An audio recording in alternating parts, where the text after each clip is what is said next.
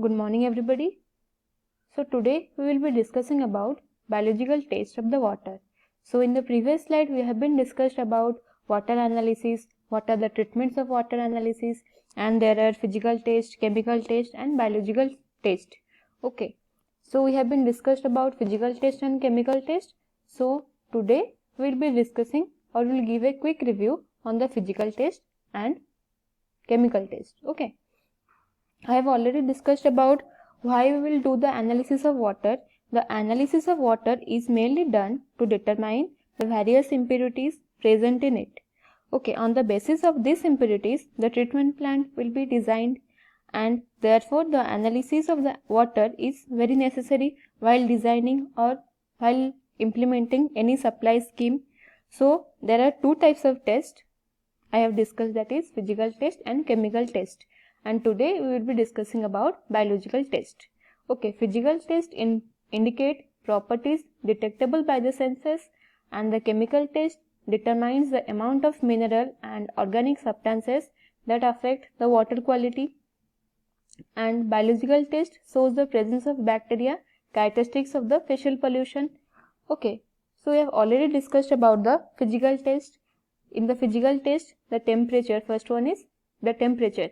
As I have told you, the temperature of water is measured by means of ordinary thermometers, and from the temperature, the density, viscosity, vapor pressure and surface tension of water can be determined, and the desirable temperature for public supply is 4.4 degrees Celsius to 10 degrees Celsius.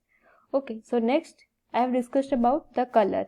The color of the water is usually due to the presence of organic matter in colloidal condition, but sometimes it is also due to the mineral and dissolved organic and inorganic impurities. Okay. So next I have been discussed about the turbidity. It is caused due to the presence of suspended and colloidal matter in the water, and the character and the amount of turbidity depends on the type of soil over which the water has moved. I have already discussed about the turbidity, where the amount of turbidity mainly depends upon the soil over which the water has been flown. Okay, there are two types of turbidity. First one is based on the visual method, second one is based on the direct method, or you can say that is meter reading method. Okay, and turbidity is mainly determined by the Jackson-Candle turbidity units, that you can also say as JTU, and this unit is now replaced by the appropriate unit called as naphthalene turbidity unit. Okay, that is NTU. Okay, so why this I have already discussed about why this turbidity of water is measured. Turbidity of water is measured of the resistance of the water to the passage of the light through it. Okay, so we can say that turbidity is measured by the resistance of water to the passage of the light through it. And next I have discussed about the taste and odor. The taste and odor in water may be due to the presence of the dead or living microorganisms or dissolved gases and mineral substances, and the taste of these are done by sense of the smell and the taste because they are present in the small portions. And the odor of the water also changes with temperature. The odor may be classified as a fishy, moldy, sweetish, vegetable and greasy, and the water having the bad smell or odor is objectionable and should not be supplied to the public. Okay. So next I have already discussed about the chemical test. I have already been discussed with you. First one is in the chemical test, that is first one is total solids. I have already discussed why the chemical test has been done. The chemical analysis of water has been done to reveal the sanitary quality of the water, and the chemical test also involves the total solid, hardness. This have been discussed. I have been discussing with you total solids, hardness, pH value. These are the chemical test. Okay, so first we have been discussed about the total solids.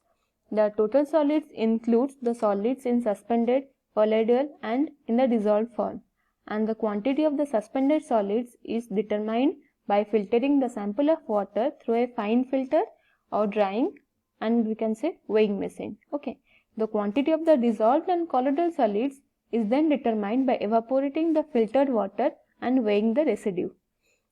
and the total solids in the water sample can be directly determined by evaporating the water by weighing the residue.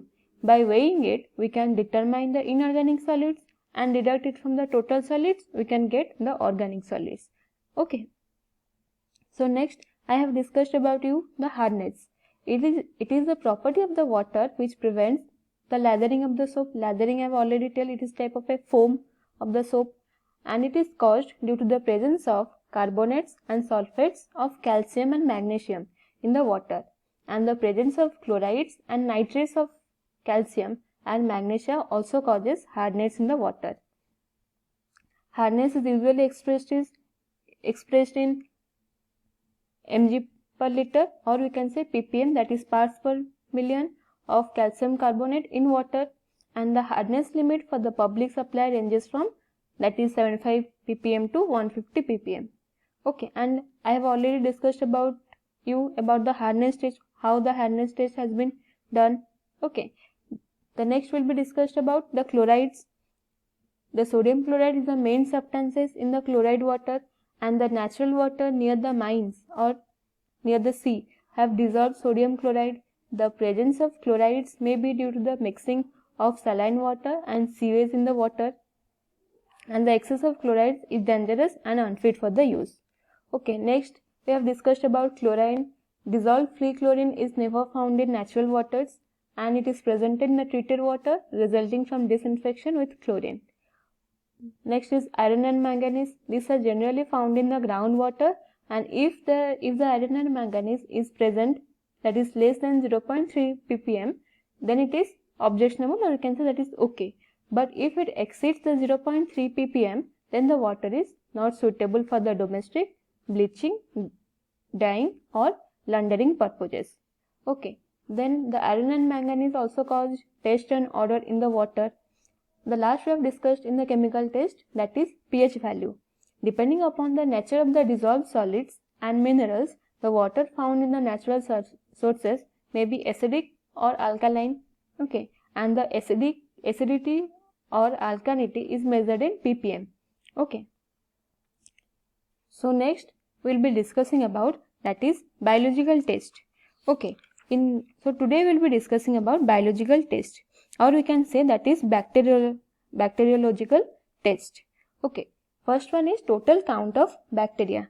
So in the total count of bacteria, in this method the total number of bacteria present in millimeter of water is counted. How much total number of bacteria is present in the water? In millimeter we have to count that. And the sample of water is diluted. 1 milliliter of sample water is diluted in 99 milliliter of sterilized water. Okay.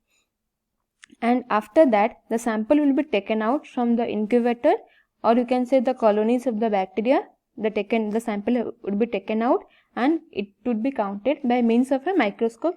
It would be counted, and then the product of the number of colonies or bacteria will give the total number of bacteria per milliliter of undiluted water sample. Okay, so total count of bacteria means we will count the how much number of bacteria are present in the water. Okay, after that the sample of water is diluted, and 1 milliliter of sample water is diluted in 99 milliliter of sterilized water. After that the sample will be taken out from the incubator and colonies of the bacteria by means of, and it will be counted by means of a microscope. Okay, so next we will be reading about bacteria coli, and it is also called as B. coli test. Okay, these are the two tests for the B. coli. First is presumptive and second is confirmative.